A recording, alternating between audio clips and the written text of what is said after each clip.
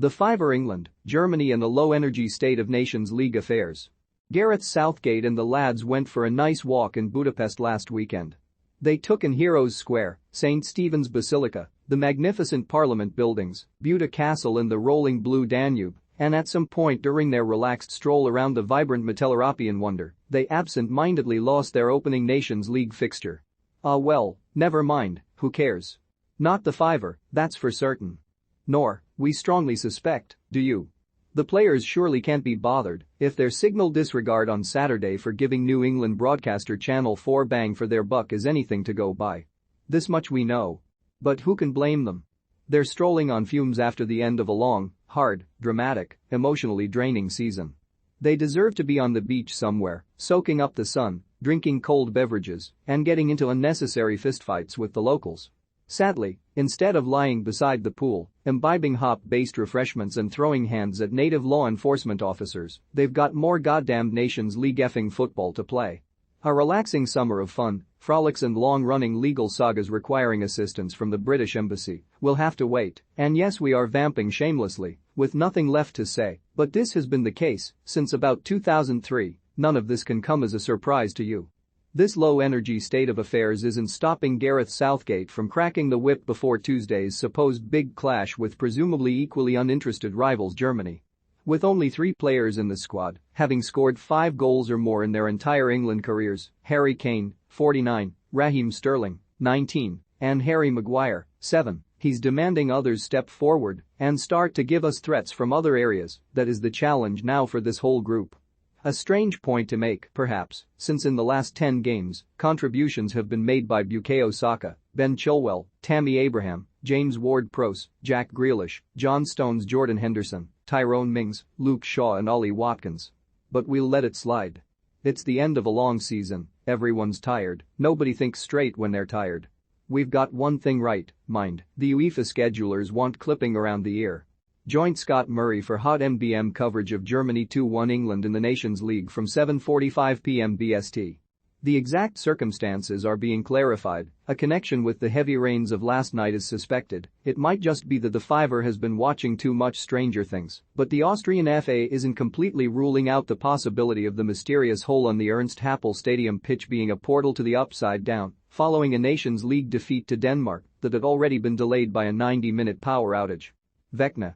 It's David Squires on Wales. Tim Roth's bladder might be a relatively low point in film, yesterday's Fiver letters, but I raise you, lower you? The entire cast of Best, Roger Daltrey as Rodney Marsh. I mean, Richard Morris.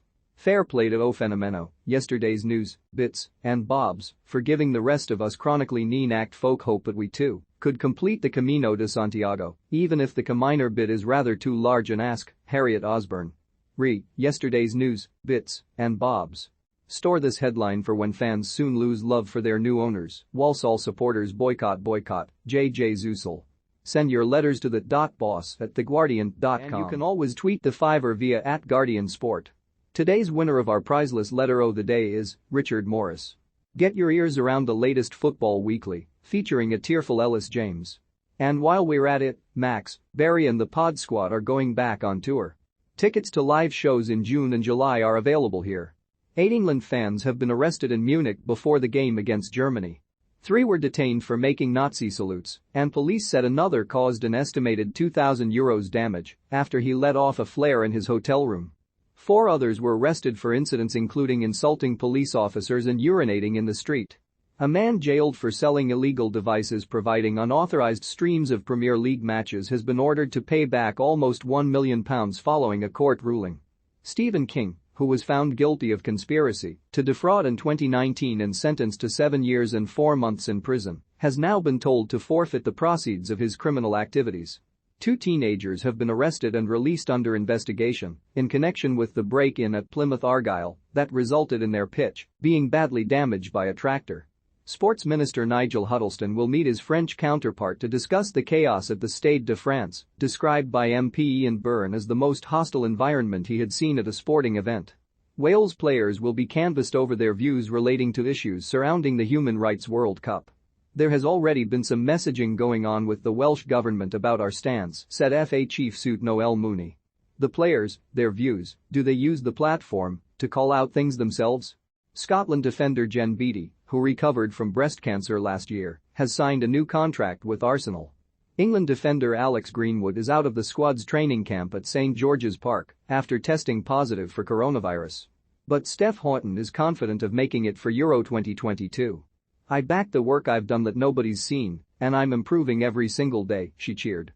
Ipswich Town women defender Lucy Egan will be sidelined until October after being slapped with a big old ban by the Suffolk FA for an altercation with the referee against Portsmouth last month. With all that cash meant for Kylian Mbappé sloshing around their bank account, Real Madrid have instead agreed a €100 million deal to sign Aurélien Tchouaméni from Monaco. Liverpool are this close to snaffling wee Calvin Ramsey from Aberdeen as cover for Trent Alexander-Arnold, while Paul Pogba is set to trouser £6.8 million a year if he signs on the dotted line at Juventus. And Son Heung-min is relieved that South Korea managed to mark his century of caps with a 2-0 win over Chile. "It would have been awkward if people had congratulated me on my 100th match after a loss," he tooted. "Our men's and women's transfer interactives are up and running for the summer." Speaking of which, Ben McAleer has picked out a target for each of the 20 Premier League clubs in this window. Fire up your Vespa, because it's the Bandinas 2022. The complete review of Serie A's 2021-22 season. England's good vibes will be put on the line in Germany, reckons Barney Rane. And if it's your thing, you can follow Big website on Big social face space. And Institute too.